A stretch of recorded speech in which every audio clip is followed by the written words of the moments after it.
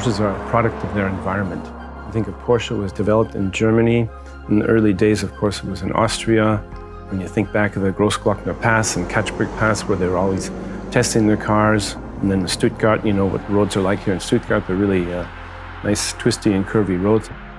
In the US, it's a little bit different. California, in general, is very important for Porsche as a brand because we have a lot of customers there.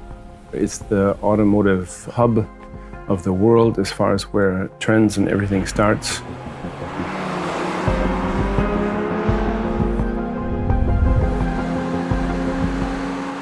You just go there and you automatically absorb that kind of culture, and it comes out in your work.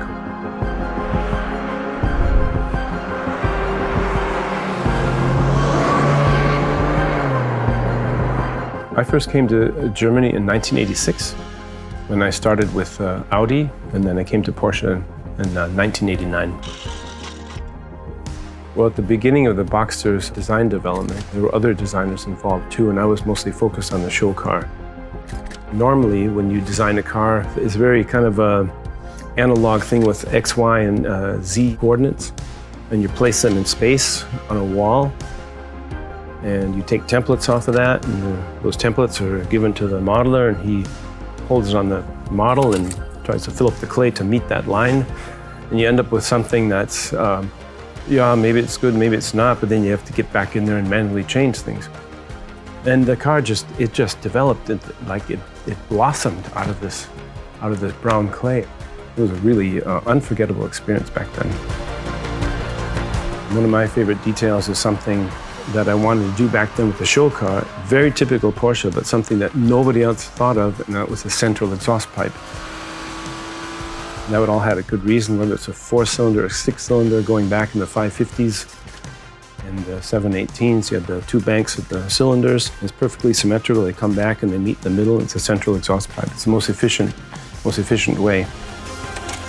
But it's something different, has a historical reference, and it just looked cool.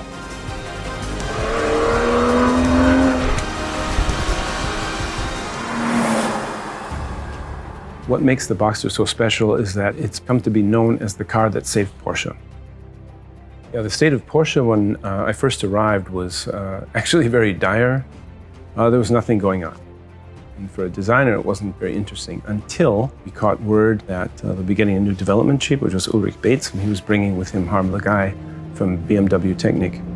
And I knew there were going to be some changes. They were very motivated to turn the company around.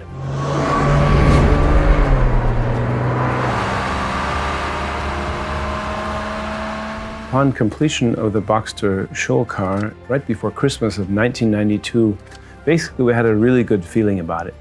But nevertheless, for me personally, and I think with all the other people involved, there was a lot on your shoulders. You had the feeling that the success of this car will reflect on the success of the company. When it was first shown and unveiled, all those fears were completely dissolved. It was a complete surprise.